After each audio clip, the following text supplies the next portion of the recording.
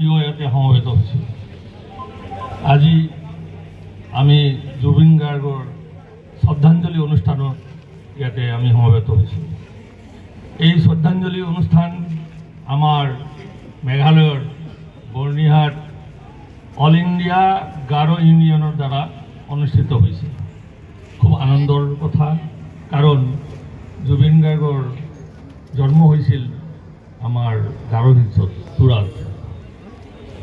সেইবাবে আমাৰ গাৰো সম্প্ৰদায়ে তেওঁৰ কাৰণে আজিৰ এই অনুষ্ঠানৰ আয়োজন কৰিছে। জুবিন গাৰ্গ আজি আমাৰ মাজত নাই, কিন্তু তেওঁৰ যি আদৰ্শ, তেওঁৰ যি প্ৰেৰণা আমাৰ মাজত তেওঁ ৰাখি থৈ গৈছে, হাজাৰ বছৰলৈ থাকিব। তেওঁ অকল গায়কেই নাছিল, তেওঁ এজন থিয়েটাৰ কৰা ভাল আৰ্টিষ্ট আছিল আৰু চিনেমাও তেওঁ কৰিছিলে, সমাজকৰ্মীও আছিল। গতিকে তেওঁৰ প্ৰেৰণাৰ বৰ্ণনা কৰাৰ মোৰ দ্বাৰাই সম্ভৱ নহয়। তেওঁ এজন ভগৱান লেখীয়া মানুহ আছিলে। তেওঁ সাধাৰণ মানুহৰ কাৰণে বহু কৰিছে। সাধাৰণ সাধাৰণ গৰীব গৰীব মানুহবিলাকৰ লগত তেওঁৰ এটা ভাল সম্পৰ্ক আছিল। গতিকে জুবিন গাৰ্গ কেনেকৈ আজি আমাৰ পৰা তেওঁ বিদায় লৈ গ'ল আমি সকলোৱে জ্ঞাত।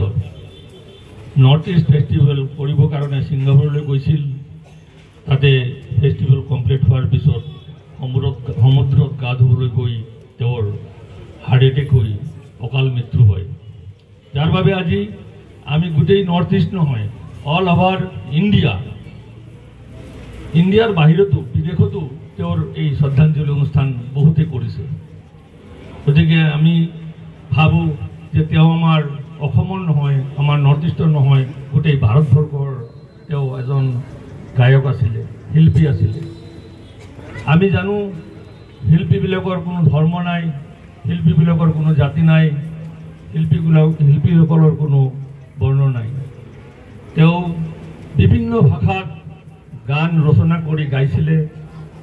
মই জনাত 40,000ৰ ওপৰত তেওঁ গান গাইছে। গতিকে তেওঁ এনে এটা ভাষা জানা নাছিল। তেওঁ কলিকতাত গৈ বহুদিন আছিলে, কলিকতাৰ চিনেমা জগতৰ লগত জড়িত আছিল, বিভিন্ন ডাঙৰ ডাঙৰ আৰ্টিষ্টৰ লগত জড়িত আছিল। তাতেও তেওঁ বঙালী ভাষাত তেওঁ গান গাইছিলে। আজি আমি সেই গান এতিয়াও শুনিব পাওঁ। ঠিক তেনেকৈ তেওঁ কিছুদিন পূৰ্বে আমাৰ কৰিমগঞ্জত গৈও তেওঁ বহু ধৰণৰ প্ৰগ্ৰাম কৰি আহিছিল। তাতে চিলটি ভাষাত তেওঁ কথা পাতিছে, গান গাইছে। ঠিক তেনেকৈ অসমৰ বিভিন্ন ভাষা ভাষীৰ উপভাষা ভাষীৰ লগত জড়িত হৈ তেওঁ বিভিন্ন ভাষাত গান গাই আমাৰ মাজত থৈ গৈছে। তেওঁৰ এই আদৰ্শ, তেওঁৰ এই প্ৰেৰণা আমি কেতিয়াও পাহৰিব নোৱাৰোঁ।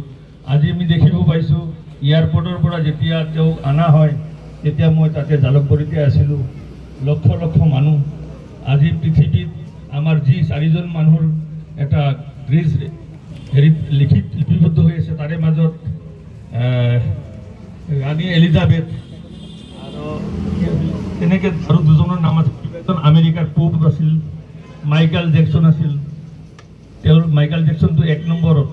তেওঁৰ মৃত্যুৰ দিনা কিমান লক্ষ লক্ষ মানুহ জমা হৈছিল। ঠিক তেনেকৈ আমেৰিকাৰ পোপৰ মৃত্যুৰ সময়তো তেনেকৈ হৈছিল। আমি এতিয়া দেখিছোঁ আমাৰ জুবিন গাৰ্গৰ এই মৃত্যুৰ শ্ৰদ্ধাঞ্জলিত লক্ষ লক্ষ মানুহৰ সমবেত হৈছিল। তাৰ কাৰণ এটাই, তেওঁৰ হত্যা সাধাৰণ মানুহৰ দৰে নাছিল। তেওঁৰ হত্যা আছিলে দেৱতুল্য, যাৰ কাৰণে তেওঁৰ চিন্তাধাৰা দেৱতুল্যভাৱে আমি দেখিবলৈ পাইছোঁ। সাধাৰণ মানুহক ভাল পোৱা এই ডাঙৰ কথা নহয়। সকলো মানুহে গৰীব মানুহক শোষণ কৰিব বিচাৰে, বেয়া ব্যৱহাৰ কৰিব পাৰে, কিন্তু তেওঁৰ দ্বাৰা এইটো সম্ভৱ নাছিল। তেওঁ সেই সাধাৰণ মানুহবিলাকক শোষণৰ পৰা বচাবৰ কাৰণে বহুত প্ৰচেষ্টা কৰিছিল আৰু সহায়ো কৰিছিল। যাই হওক, আজি আমি আমাৰ এই বৰ্ণিহাট 15 মাইলত তেওঁৰ এই শ্ৰদ্ধাঞ্জলি অনুষ্ঠানত উপস্থিত হৈ আমি সকলোৱে গৌৰৱ অনুভৱ কৰিছোঁ যে জুবিন গাৰ্গৰ তাৰ দেহটো হয়তো আমি দেখিবলৈ নাপাম, কিন্তু তেওঁ প্ৰতিটো মুহূৰ্ততে আমি অনুভৱ কৰিব পাৰিম যে জুবিন গাৰ্গ আমাৰ মাজত আছে, তেওঁ হেৰাই যোৱা নাই। জুবিন গাৰ্গৰ আত্মাক আমি প্ৰাৰ্থনা প্ৰাৰ্থনা জনাওঁ যে তেওঁৰ আত্মা ঈশ্বৰৰ লগত যেন যুক্ত হৈ থাকে। ধন্যবাদ। এইখিনি কৈ মোৰ আলোচনা শেষ কৰিলোঁ। জয় জুবিন দা। Thank you, brother, for your speech.